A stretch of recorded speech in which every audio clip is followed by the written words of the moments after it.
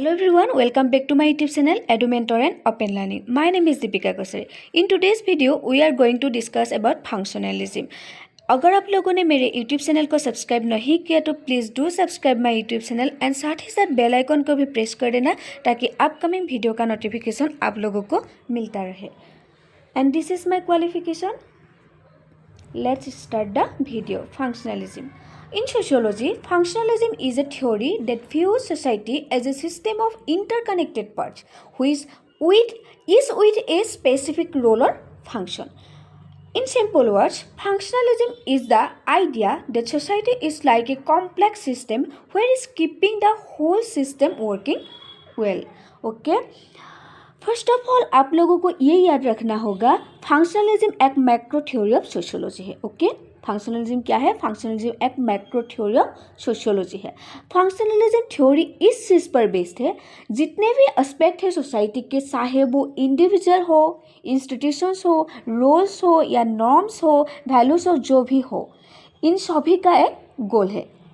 और ये सभी एस्पेक्ट सोसाइटी की लॉन्ग टाइम सर्वाइवल के लिए बहुत ही ज़्यादा इम्पोर्टेंट है. ओके, ये सोसाइटी बहुत ही कॉम्प्लेक्स है.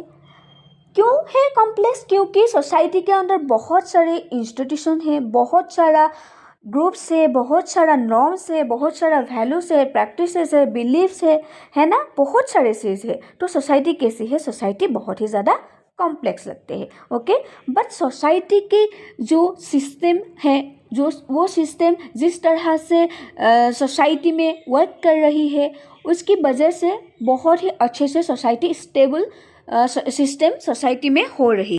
यानी कि अगर आप स्ट्रक्चर देखो सोसाइटी का तो बहुत कॉम्प्लेक्स है, बट जिस तरह से वो स्ट्रक्चर फंक्शन कर रहा है तो बहुत ही स्मूथ फंक्शनिंग हो रही है और एक ऑर्डर में सारे काम हो रही है. और सोसाइटी के जो भी एस्पेक्ट है वर्क कर रही है, एक फंक्शन कर रही है, वो सभी एक दूसरे से इंटरकनेक्टेड है.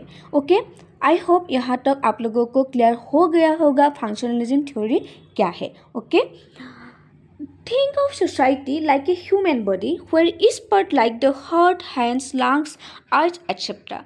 plays a role in keeping the body functioning.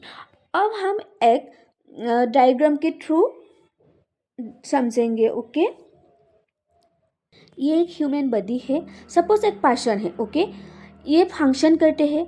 हम इंडिविजुअल है, हम सभी फंक्शन करते हैं. ठीक है, अगर फंक्शनलिज्म को इससे जोड़ करके देखो तो आप क्या देखेंगे? ये जो पर्सन है इसके पास में 2 हैंड्स है.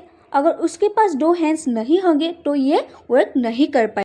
इसके पास में आइस है ना, इसके पास जब आइस नहीं होंगे तो वो कुछ भी नहीं देख पाएंगे, है ना.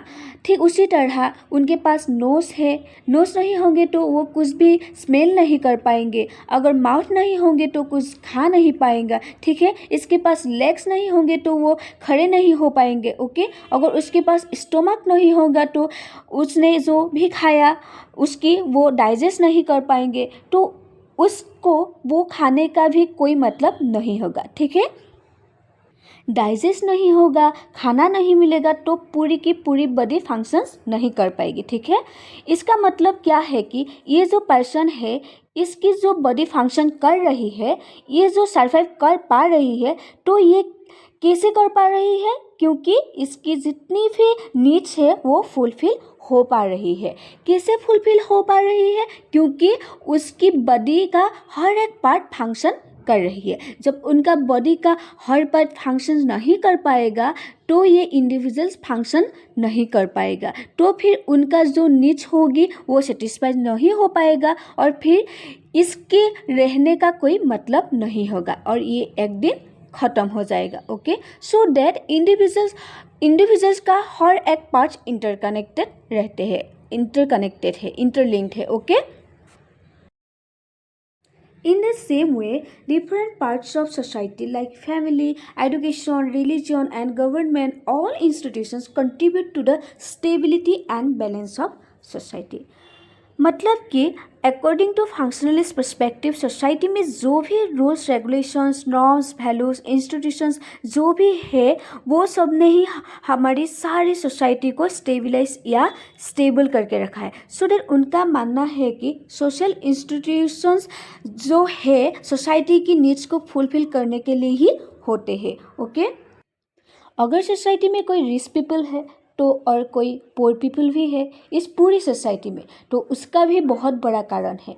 सोसाइटी में रिच है तो उनके कारण ही पुअर पीपल सर्वाइव कर पा रहे हैं, और ठीक उसी तरह सोसाइटी में पुअर पीपल है तो रिच पीपल उनके कारण अपने नीड्स की फुलफिल कर पा रही है। तो ये दोनों एक दूसरे का फंक्शन कर रहा है। मतलब कि सोसाइटी में जो हो रहा है सोसाइटी को स्टेबलाइज करने के लिए ही हो रहा है। ओके, और this is known as functionalism. Okay, here are 6 key thinkers associated with functionalism. First of all, Emmanuel Durkheim, Herbert Spencer, Bronislaw Malinowski. Bronislaw Malinowski एक प्योर फंक्शनलिस्ट है। Radcliffe Brown pure structural functionalist है। Talcott Parson, R K. Merton. Okay, Radcliffe Brown pure structural functionalist है। Functionalist और structural functionalist same ही है, इसमें आप लोग डाउट मत करना। Okay, structural functionalist and functionalist same ही है। ओके, यही तक था आज की वीडियो में। ये वीडियो आप लोगों को कैसा लगा कमेंट में ज़रूर बताना। Thank you for watching this video. Bye.